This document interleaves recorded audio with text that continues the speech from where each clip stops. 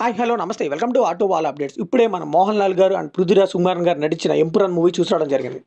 So మనకి అందరికీ తెలుసు ఆల్రెడీ వీళ్ళ కాంబినేషన్ వచ్చిన లూసిఫర్ ఎంత పెద్ద హిట్ అయిందో, దానికైతే సీక్వెల్గా ఈ మూవీ వస్తుంది. సో నేనైతే అంతే ఎక్స్పెక్టేషన్తో ఈ మూవీ చూడడానికైతే వెళ్ళిపోయాను. ఈ మూవీ వచ్చినప్పుడు నాకు చిన్న భయం వేసిందండి. వీళ్ళు మళ్ళీ సీక్వెల్ తీస్తున్నారంటే మళ్ళీ మన చిరంజీవి గారు గాడ్ ఫాదర్ 2 ఏమైనా తీస్తారని భయం వేసింది. నా మాటని బాస్ ఇంకా రీమేక్ జోలు వెళ్ళకుండా ఉంటే చాలా బెటర్. ఇంక ఈ మూవీ ఎలా అనిపించిందంటే సింపుల్గా చెప్పాలంటే నిద్రపోతావా చస్తావా అన్నట్టుంది. లిటరల్లీ బోర్ కొట్టించేశారండి. ఈ మూవీ నేమ్ ఎంపురాన్ కాదు ఎంపురన్. థియేటర్ నుంచి అందరు రన్ అవ్వాల్సిందే. లిటరల్లీ ఆ ప్రొడక్షన్ వాల్యూస్ అండి ఒక హాలీవుడ్ సినిమాకి ఏమాత్రం తగ్గినట్టు చాలా బాగా మెయింటైన్ చేశారు. లిటరల్లీ ఈ మూవీ చూసినప్పుడు నాకు ఒక విషయం అర్థమైందండి. ఈ మూవీలో ఎలాగో కంటెంట్ లేదు కాబట్టి పైపైన విజువల్స్ కానీ ప్రొడక్షన్ వాల్యూస్ కానీ బాగా మెయింటైన్ చేద్దాం అన్నట్టుగా చూపించారు. లిటరల్లీ బిల్డప్ ఎక్కువ బిజినెస్ తక్కువ అన్నట్టుంది. దీనికి తగ్గట్టు ప్రతి 15 to 20 మినిట్స్ కండి ఒక హైలాగ్ ఏదో ఎలివేషన్ ప్లాన్ చేస్తారు. పోనీ దానికి సరైన పే ఆఫ్ ఉంటుందా అంటే అది ఉండదు. ఎగ్జాగరేట్ చేస్తూ ఈ మూవీ అంతా కూడా 3 hours ఎలానే పెట్టారు రన్ టైంని.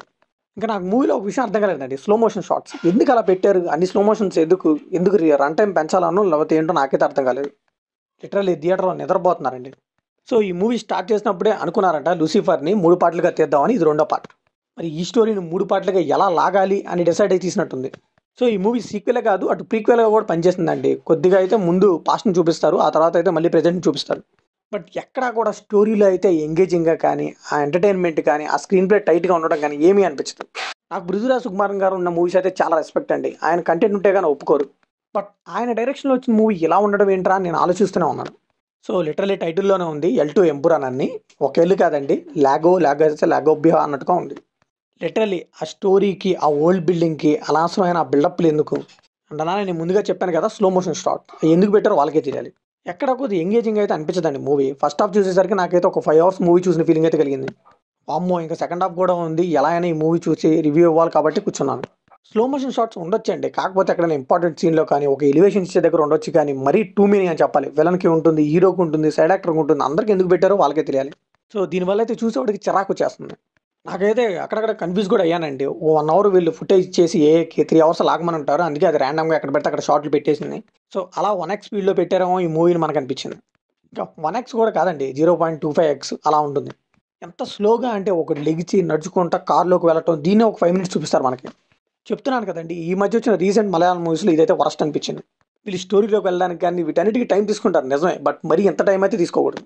సో ఏదో సీక్వెల్ అనౌన్స్ చేసాం కాబట్టి తీయాలి కదా అన్నట్టు తీసినట్టు అనిపించింది. ఏదో విక్రమ్ మన ఉంది కదా కమల్ హాసన్ గారిది, దాన్ని ఇన్స్పైర్ అయ్యి ఏదో తీద్దాం అనుకున్నారు, బట్ కన్ఫ్యూజ్ అయిపోయారు. లిటరలీ ఒకనొక పాయింట్లో అయితే పేషెన్స్ టెస్టర్లా మారింది మూవీ. సో ఇంకా పొలిటికల్ పార్టీస్ వాటి మధ్య కనెక్షన్ ఉండదు. ఆ వచ్చే సీన్స్ అన్న ఎంగేజింగ్గా ఉన్నాయంటే అది కూడా అనిపించదు. ఇంకా హీరోకి రీ ఇంట్రడక్షన్స్ పడుతూనే ఉంటాయి. అండ్ ఏది వర్కౌట్ అవ్వదు, ఏదో బిల్డప్గా ట్రై చేస్తారు తప్పితే. ఇంకా అబ్రహాం పోర్షన్ అండి, అదైతే కనెక్షన్ ఉండదు, ఎంగేజింగ్గా కూడా అనిపించదు.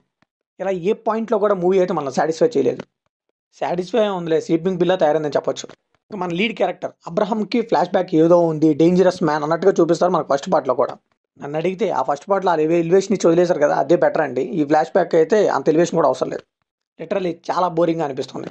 ఇంకా పర్ఫార్మెన్స్ విషయానికి వస్తే మోహన్ లాల్ గారు డీసెంట్ అని చెప్పొచ్చు. తక్కువ స్క్రీన్ టైం అన్నా పర్లేదు అనిపించింది, బట్ అబ్రహాం లుక్ అయితే అస్సలు మ్యాచ్ అవ్వలేదు దానికి. సో స్టీఫెన్ లుక్ ఆయనకి సెట్ అయిందని చెప్పొచ్చు. ఇంకా మిగిలిన వాళ్ళందరూ కూడా పెద్ద చెప్పుకోదగ్గ పర్ఫార్మెన్సెస్ ఏం లేవు, అలా అలా వచ్చి వెళ్ళిపోతూ ఉంటారు అంతే. కిమ్ములో మేజర్ పాజిటివ్స్ వచ్చేసి cinematography and rich production values అండి. ఇంకా బీజిఎం అయితే మూవీ అంతా కూడా గట్టిగానే కొట్టారనిపిస్తుంది, కానీ ఒక్క ట్యూన్ కూడా మనకైతే ఎక్కదు. సో ఫైనల్గా ఈ మూవీకి మనం ఇచ్చే బడ్జెట్ ఏంటంటే, మీకు నిద్ర రావట్లేదా ఈ మూవీకి వెళ్ళి చక్కగా నిద్రపోండి, అంతేగాని మీ లైఫ్లో మాత్రం 3 hours వేస్ట్ చేసుకోవద్దు. సో వెరీ డిసప్పాయింటింగ్ అండి. అది కూడా పృథ్వీరాజ్ కుమార్ నుంచి ఎలాంటి ప్రోడక్ట్ అయితే నేను ఎక్స్పెక్ట్ చేయలేదు.